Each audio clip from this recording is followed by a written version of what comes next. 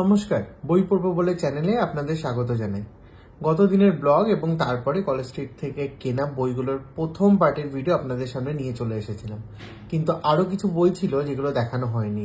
সেই ভিডিওটা এত বড় হয়ে যাচ্ছিল যে সেখানে সব বই দেখানো সম্ভব হয়নি, তাই বাকি কলেজ স্ট্রিট থেকে কেনা বইগুলো আমি এই ভিডিওতে দেখাবো। প্রথম যে বইটা আমি কিনেছিলাম তারপরে সেটি হলো এই বইটা, কারমিল্লা, জোসেফ স্যারিডান লেফানুর লেখা। অনুবাদ করেছেন লুৎফুর কাইজার। যে বই পড়ে ব্রম স্টোকার ড্রাকুলা লেখার অনুপ্রেরণা পেয়েছিলেন। জাস্ট এই একটা লাইন পড়ে আমি ভেবে নিয়েছিলাম না, এই বইটা আমাকে কিনতে হবে। কোথায় যদি দেখেন তাহলে এখানে লেখা পূর্ণাঙ্গ অনুবাদ। এবং এই বইটা হাতে নেওয়ার পর সব থেকে যেটা আমার ভালো লেগেছিল সেটা হচ্ছে প্রচ্ছদ। যদি ভালো করে দেখেন এবং বুঝতে পারেন, যদি আমি দেখানোর চেষ্টা করি, তাহলে এখানে এগুলো টেক্সচার, এখানেও টেক্সচার, এবং দেখুন আলোতে রিফ্লেক্ট করছে এই টেক্সচারগুলো আলাদা আলাদা করে, এবং এটা উঁচু করে লেখা, এটা বেরিয়ে এসছে, এবং এটা হাত দিয়ে আলাদা একটা ফিল। বইয়ের পেছনটা একদম টেক্সচার এবং খুব সুন্দর একটা জিনিস। সাইড থেকে দেখলে কারমিল্লা, জোসেফ স্যারিডান লেফানু, অনুবাদ লুৎফুল কাইজারের, এবং প্রকাশনী এটা এখানকার প্রকাশনী না, এটা বাংলাদেশের বই, এটা বেঞ্জিন প্রকাশনীর বই, এবং মূল্য বাংলাদেশি টাকাতে 330 টাকা, এবং ইন্ডিয়ান রুপিতে কনভার্ট করে এটাকে ইন্ডিয়ান রুপি ধরা হয়েছে, এবং সেটার উপর 20% ছাড় পেয়েছি, অর্থাৎ এখান থেকে 66 টাকা কম পেয়েছি, এবং সেটা ইন্ডিয়ান কারেন্সিতে আমি কিনেছি। অভিযানে এরকম দেখলাম অনেক বাংলাদেশি বই রয়েছে যেগুলো তারা এনেছেন ওখান থেকে এবং বিক্রি হচ্ছে। তার মধ্যে কিছু কিছু অনুবাদ বই কেনার মতো সত্যি খুব দুর্দান্ত, এবং আমার মনে হচ্ছিল যে হ্যাঁ কেনা দরকার। এবং এই বইটাও যখন আমি দেখলাম তখন জাস্ট মনে হলো যে না, এই বইটা পড়ে দেখা দরকার। এবং এটা পেপার জ্যাকেট, ভেতরেও সুন্দর, এখানে প্রচ্ছদটা একই প্রচ্ছদ রয়েছে, এবং পেপার জ্যাকেটটা খুব ভালো কোয়ালিটির। এত সুন্দর পেপার জ্যাকেটের কোয়ালিটি আমি খুব কম বইতে দেখেছি। এবং কিছু কিছু ছোট ছোট ডিটেল বইটাকে ভালো করে না, ওরকম অনেক ব্যাপার আছে। এখানে ওই যে ইনবিল্ড পেজ মার্কের যে রিবনটা দেওয়া আছে, এইটাও খুব কাজের। এটা আমি ছোটবেলায় ভাবতাম কেন বইগুলোতে দেয়, এটা দেওয়ার তো কোনো মানে নেই। পরে আমি বুঝতে পারলাম না, এটা খুব কাজের। স্টিরিয়ার নির্জন এক জায়গায় বিশাল প্রসাদ দুর্গে বাবার সাথে বাস করে লরা। লরার বাবা ইংরেজ হলেও জায়গাটা প্রেমে পড়ে গিয়েছিলেন তিনি, তাই আর দেশে ফেরেননি। ইংল্যান্ড দেখা হয়নি লরার। খানিকটা দূরে কার্নস্টাইন গ্রাম, সেখানে এককালে বাস করতে এই অঞ্চলের শাসক কার্নস্টাইন বংশ। এখন আর সেই বংশের কেউ বেঁচে নেই। গ্রামটাও কোনো এক রহস্যময় কারণে একেবারেই ফাঁকা হয়ে গেছে, কেউ থাকে না ওখানে। ভয়? কিসের ভয়? হুট করেই ওদের বাড়িতে আগমন ঘটল এক রহস্যময় অতিথির। লরার বয়সী একটা মেয়ে, নাম কারমিল্লা। অপূর্ব সুন্দরী সেই মেয়েটি যেন রূপে স্বর্গের দেবীদেরও হার মানায়। কিন্তু আসলে কে ও, কোথা থেকে এসেছে, কোথায় ওদের প্রাসাদ, এসব নিয়ে মেয়েটা কেন কিছু বলে না। জেনারেল স্পিয়েলসডর্ফের ভাতিজির রহস্যময় মৃত্যুর জন্য দায়ীকে, কাকে হন্য হয়ে খুঁজছেন তিনি। লরাদের প্রাসাদের আশেপাশের গ্রামগুলোতে কোনো রহস্যময় রোগ ছড়িয়ে পড়ছে, যাতে আক্রান্ত হয়ে রক্ত শূন্যতায় ভুগে মারা যাচ্ছে মেয়েরা। প্রতিদিন রাতে কোথায় যায় কারমিল্লা, কি করে বের হয় প্রাসাদ থেকে, হুট করে কেনই দুর্বল হয়ে যাচ্ছে লরা, ভয়াবহ দুঃস্বপ্নগুলো কেন হানা দিচ্ছে ওর স্বপ্নে। সত্যি কি এমন কোনো পিশাচ আছে যারা মানুষের রক্ত চুষে নেয়, নাকি সবই পিছনে থাকা পূর্ব ইউরোপের কুসংস্কার? এসব প্রশ্নের উত্তর মিলবে পৃথিবীর প্রথম সফল ভ্যাম্পায়ার সংক্রান্ত উপন্যাসিকা কারমিল্লায়, যেটি পড়ে ব্রাম স্টোকার তার কালজয়ী গ্রন্থ ড্রাকুলা লেখার অনুপ্রেরণা পেয়েছিলেন। এটিই ছিল প্রথম কেনা বই, এবং এর পরে যে বইটা আমি কিনেছিলাম সেটা ওই একই সেকশন থেকে, অর্থাৎ বাংলাদেশি সেকশন থেকে, যেখানে বাংলাদেশের বই রাখা ছিল। এই বইটা অন্ধপ্রহর, রবিন জামান খানের লেখা। রবিন জামান খানের নাম আলাদা করে হয়তো বলতে হবে না, কারণ সপ্তরিপু থেকে শুরু করে আরো অন্যান্য বই খুব ফেমাস, এবং একসময় আমি পড়েছিলাম, থ্রিলার বই খুব ভালো লেগেছিল। তো রবিন জামান খানের এই বইটা আমি পড়ছিলাম, হাতে নিয়ে দেখছিলাম। এখানে ছোট্ট একটু ব্লার্ব আছে, সেটা পড়ে শোনাই। দেশের অন্যতম প্রভাবশালী পরিবারের একমাত্র ছেলেকে ব্ল্যাকমেল করতে গিয়ে নিজেদেরই বিপদ ডেকে আনে দুই যুবক। ঘটনার ক্রমনিকায় তারা জড়িয়ে পড়ে আরো অনেকেই। একটি মিথ্যে যেভাবে একাধিক মিথ্যের জন্ম দেয়, ঠিক একইভাবে একটি অপরাধ প্রতিক্রিয়া সৃষ্টি হয় আরো অপরাধের। কিছু মানুষের ভুল ভ্রান্তি, লোভ, লালসা আর অপরাধের বিস্তৃত ক্রিয়া প্রতিক্রিয়ায় সৃষ্টি হয় এক জটিল সমীকরণের, যে সমীকরণের সমাধান নিহিত আছে এক অন্ধকার প্রহরে। বইটি যেটা আমি হাতে নিয়ে পড়ছিলাম এবং একটুখানি শুরু করেছিলাম, শুরু করার পর আমি দেখলাম বইটাকে রেখে দেওয়ার চেষ্টা করছিলাম, কিন্তু দেখলাম না, ওই যেটুকুনি আমি পড়ে নিয়েছি এবং তারপরে কি হয় এই ভাবটা শুরু থেকেই এত সুন্দরভাবে বজায় ছিল। অর্থাৎ জাস্ট ইনিশিয়াল কয়েক পেজ পড়ার পরেই আমার এত ভালো লেগেছিল যে বইটাকে আমি রেখে দিয়েও ফেরার সময় কিনে নিয়ে এসেছি, এই কারণেই যে হ্যাঁ আমাকে বাকিটা জানতে হবে। তো আমার মনে হয় একটা থ্রিলারের সার্থকতা এখানেই যে আপনাকে আটকে রাখতে পারবে এবং আপনার মনে হবে যে কি হয় এরকম একটা ব্যাপার, আপনাকে পড়তেই হবে। বাকি সমস্ত কাজকর্ম ছেড়ে টেড়ে এই বইটা আমাকে প্রথম ইনিশিয়াল কয়েকটা পেজে সেই জিনিসটা দেখিয়েছে এবং বুঝিয়েছে যে কেন আমাকে এই বইটা কিনতে হচ্ছে বা এই বইটা পড়তেই হবে, এরকম একটা ভাব নিয়ে এসেছিল। তো বইটার দামও খুব কম এবং এই সিরিজটায় অনেক কটা বই আছে সেম প্রচ্ছদ টাইপের, মানে সেম স্টাইলের এবং খুব মিনিমালিস্টিক প্রচ্ছদ, কিন্তু খুব দারুণ। এখানে দেখুন, আর এগুলো এটা টেক্সচার, এটা খুব ভালো লাগছিল হাত দিয়ে, এগুলো টেক্সচার। এই কালারগুলো যেগুলো আছে এক্সট্রা নীল অফ হোয়াইটের উপরে, সেগুলো সব টেক্সচার এবং গ্লসি, তো বেশ সুন্দর। এখানে একটা এক্সটেন্ড করা গাড়ি, ব্যাগ, অন্ধপ্রহর লেখা, রবীন্দ্রমান খান, বেশ সুন্দর। প্রচ্ছদটাও খুব সুন্দর এবং বইটাও খুব সুন্দর। পেপার জ্যাকেট ভেতরেও আছে এবং পেপার জ্যাকেটের কোয়ালিটিও ভালো, বাট কারমিল্লার মতো না, কারমিল্লা আলাদাই ছিল। অন্য ধারা প্রকাশনের বই এটি এবং মুদ্রিত মূল্য 240 টাকা, বাংলাদেশি টাকা, সেটা ইন্ডিয়ান রুপিতে কনভার্ট করে। এই 240 টাকা ইন্ডিয়ান রুপিতে ধরা হয় এমআরপি এবং তারপর 20% ছাড়। অভিযান ক্যাফে থেকে এই বই দুটো নিয়েছিলাম এবং অভিযান ক্যাফে থেকে আরেকটা বই নিয়েছি যেটা অভিযানের বই না, সেটি হলো অভিষেক চট্টোপাধ্যায়ের স্বয়ম্ভু সেনের প্রথম রহস্য কাহিনী ম্যাও। সত্য ঘটনা অনুপ্রাণিত এই বইটা। শহরে সিরিয়াল কিলিং, অপরাধী একটি বিড়াল, একটি নির্মম সত্য ঘটনা অবলম্বনে সম্পূর্ণ লৌকিক রহস্য কাহিনী।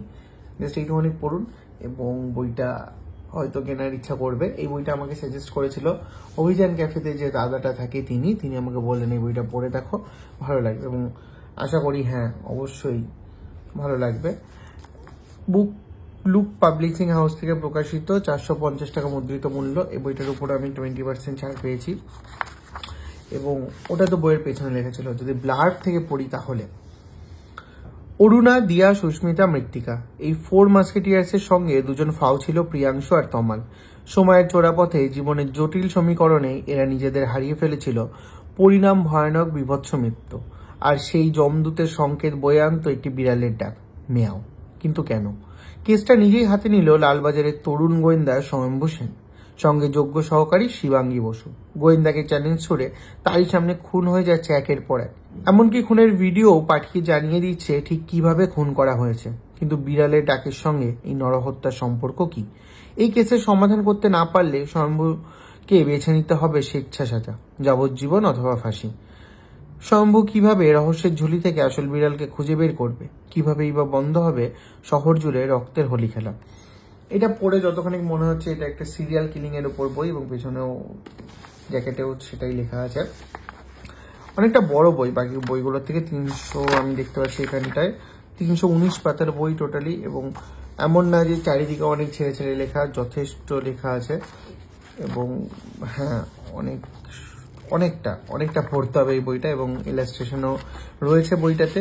পেজ কোয়ালিটিও ভালো। বুক লুক পাবলিশিং এর এই প্রথম বই বোধহয় আমি হাতে নিচ্ছি, বেশ ভালো লাগলো। এবং হ্যাঁ অনেক কটা মুদ্রণ অলরেডি হয়ে গেছে 23 থেকে 25-এ, তার মানে অনেকটা ফেমাস বই এবং পড়ে দেখতে হবে কিরকম লাগলো এবং অবশ্যই পড়ে দেখার পরে আপনাদের সামনে আমি রিভিউ নিয়ে চলে আসবো, কিরকম লেগেছে এই বইটা সেটা জানাবো। আপনারা যদি পড়ে থাকেন এর মধ্যে এই বইটা বা আগের বইগুলো, অবশ্যই আমাকে কমেন্ট করে জানাবেন এবং রিসেন্টলি আপনারা কি পড়ছেন বা কোন বই নতুন কিনলেন সেটাও কমেন্ট করে জানাবেন। প্রচ্ছদটাও বেশ নজর কাড়া বলেই আমার মনে হয়েছে। ম্যাওটা যে সুন্দরভাবে লেখা, একটা বিড়াল লেজটা এত সুন্দর এবং এখানে গোয়েন্দা এবং তার সহকারী বোধহয় ছুটছেন সেটাই বোঝানো হয়েছে। আমি ঠিক জানি না এক্স্যাক্টলি সহকারী কিনা, নাম শুনে তাই মনে হলো। কিন্তু এখানেও পেপার জ্যাকেট রয়েছে, তবে হ্যাঁ এই পেপার জ্যাকেটটা কিন্তু ভেতরে প্রচ্ছদ নেই, শুধু পেপার জ্যাকেটেই প্রচ্ছদটা প্রিন্ট করা, ভেতরটা কালো। তো এই ছিল আজকের তৃতীয় বই। চতুর্থ যে বইটা আমি কিনেছি সেটা হলো, প্রথমেই আমি যে একটা বই হাতে নিয়েছিলাম সেটা হচ্ছে বাকাউল্লার দপ্তর, কিন্তু ওই বইটা নেড়েচেড়ে দেখার পর ওখানে থাকা দাদাকে আমি বলেছিলাম আরও এমন কিছু বই দেখাতে যেখানে পুলিশের গল্প রয়েছে। তো দাদা আমাকে আরও 2-3টে বই দেয়, কিন্তু তার মধ্যে আমার পুলিশের গল্প নামে এই বইটা, যেটা সম্পাদনা করেছেন মারুফ হোসেন, অভিযানের পাবলিশার্স ইনি পাবলিশার। তো মারুফ হোসেন যে বইটা সম্পাদনা করেছেন সবকটার মধ্যে আমার মনে হলো যে না, এটাই মনে হচ্ছে আমি যেরকম টাইপের বই খুঁজছি সেরকম বই। এটারও পেপার জ্যাকেটের নিচে এরকম প্রিন্ট রয়েছে। ব্লাড থেকে যদি পড়ি তাহলে এই গ্রন্থের 20 জন লেখকের মধ্যে 14 জন পুলিশ। ঊনবিংশ শতকের প্রথম দিককার মিয়াজান দারোগা থেকে বিংশ শতক হয়ে একবিংশ শুরুর দিকে পুলিশের কাজকর্ম ও মানসিকতাকে ধরার চেষ্টা হয়েছে এখানে। বাকি 6টি লেখার মধ্যে 3টি ফিকশন ও 3টি নন ফিকশন। পুলিশ এই বিষয়ে এই ধরনের সংকলন বাংলা ভাষায় আগে কখনো হয়নি। পুলিশের নানা রঙের ছায়া অবছায়ার ভেতর সংক্ষিপ্ত এই পরিভ্রমণ আশা করি পাঠকের খারাপ লাগবে না, এবং এই আশা করি আমিও বইটা কিনেছি যে আমার খারাপ লাগবে না, ভালোই লাগবে। এখানে গল্পের লিস্টগুলো রয়েছে। পুলিশের কলমে পুলিশের গল্প, অন্য কলমে পুলিশের গল্প 3টে এবং পরিশিষ্ট 3টে রয়েছে, অর্থাৎ টোটাল 20খানা গল্প। যাদের পড়ার ইচ্ছা পজ করে একটু পড়ে নেবেন। অভিযানের পৃষ্ঠা কোয়ালিটি বরাবরই ভালো, এই বইটারও ভালো। 183 পাতার বই এবং এটার মুদ্রিত মূল্য এখানে কেটে দেওয়া, অর্থাৎ এটা হয়তো পুরনো এডিশনের বই, সেই কারণে এখানে দামটা কেটে যায়, এবং পেপার জ্যাকেটের উপর 350 টাকা করা। কিন্তু এটা দেখলে হয়তো বোঝা যাবে, লাইট ফেললে খুব সম্ভবত এটা 300 টাকা ছিল। যাই হোক, দাম বেড়েছে তাই পেপার জ্যাকেটটা চেঞ্জ করে জাস্ট বইয়ের দাম বাড়িয়ে দেওয়া হয়েছে।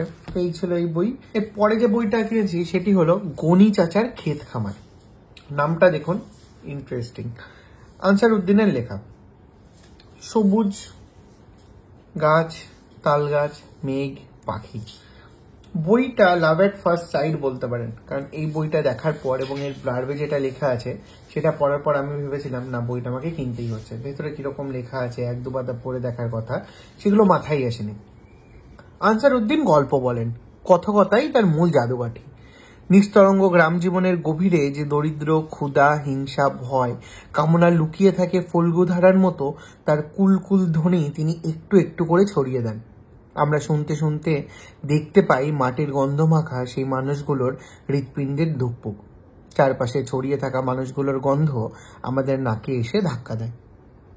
আমরা জীবনে যারা বই পড়ি, উপন্যাস পড়ি, গল্প পড়ি, প্রত্যেকেরই গল্প শোনার ইচ্ছা। গল্প শুনতে আমাদের খুব ভালো লাগে। সেই কারণেই আমরা যারা এই বইগুলো পড়ি, গল্প পড়ি, তাদের হয়তো 90% মানুষ বা 80% মানুষ অডিও স্টোরি শুনতেও খুব ভালো লাগে, কারণ এই গল্প শুনতে আমাদের যে ভালো লাগে। আর এখানে বইতে বলা হচ্ছে আনসার উদ্দিন গল্পই বলেন, কথাই তার মূল জাদুকাঠি। সেই গল্পগুলো শুনতে বা পড়তে, এখানে পড়ে যে বুঝতে সেটা ভালো লাগবেই, সেটাই আমার মনে হয়েছিল। বইটা কেনার সময় বইটা দেখে আমি এটাই ভেবেছিলাম, আমরা তো গল্পই পড়ি, মানুষের জীবনের গল্প, উপরে কোনো গল্প হয় না, জীবনের গল্প সব থেকে ভালো। আমাদের সাধারণ জীবনে যে গল্পগুলো আছে, যে রসদগুলো আছে, সেগুলো যদি কেউ ঠিকঠাকভাবে ফুটিয়ে তোলে, প্রত্যেকের জীবনে অসাধারণ একটা করে হয়তো উপন্যাসিকা বা উপন্যাস বা থ্রিলার, সাব ক্যাটাগরি হলো থ্রিলার, ভালো কিছু হবে। সেই কারণেই এই বইটাকে আমি ফার্স্ট দেখেই এবং এই জায়গাটা পড়েই কিনে নিয়েছিলাম। বইটার মুদ্রিত মূল্য 350 টাকা। এবং হ্যাঁ, এটার প্রচ্ছদটা এত সুন্দর লাগছে, মিনিমালিস্টিক, বাট আমার তো এই ফন্ট থেকে শুরু করে সবকিছু এগুলো যেরকম ভাবে বোঝানো হয়েছে, বাট এটা যদি একটু টেক্সচারে হতো আরো সুন্দর লাগতো। পার্থপ্রতিম দাসের করা টেক্সচার এই প্রচ্ছদ কিন্তু খুব সুন্দর। এখানে গল্পগুলো আছে। প্রথম গল্পের নাম গনি চাচার ক্ষেত খামার, সেলাই, টেলিফোন, সুভাষীর অফিসার, এইভাবে আরো গল্প আছে। যাদের পড়ার ইচ্ছে একটু পজ করে পড়ে নিতে পারেন। লেখকের অন্যান্য বইও আছে এবং এই বইটা পড়ে যদি আমার ভালো লাগে অবশ্যই আমি এই বইগুলো কিনে নেব। বইটার মুদ্রিত মূল্য 350 টাকা এবং পৃষ্ঠার সংখ্যা 207। এবং গল্প শোনার জন্য বা গল্প জানার জন্য, একটা গ্রাম্য গল্প যেখানে জীবনের গল্প উঠবে, হাসি, কান্না, লোভ, লালসা, কামনা, সবকিছুর গল্প থাকবে, এরকম কিছু আস্বাদনের জন্য এই বইটা আমি কিনেছি এবং আশা করি এই বইটা পড়ে আমি হতাশ হব না, কারণ এই বইটার এক্সপেকটেশন আমার অনেক বেশি। ওভারঅল কলেজ স্ট্রিট থেকে আমি যতগুলো বই কিনেছি সবকটা বইয়েরই, জানি না আমার এক্সপেকটেশন এত বেশি কেন, সবকটা বই নিয়ে আমার মনে হচ্ছিল যে না, খুব ভালো হবে বইগুলো এবং পড়ে দেখতে হবে। না পড়ে দেখলে তো বলা যায় না।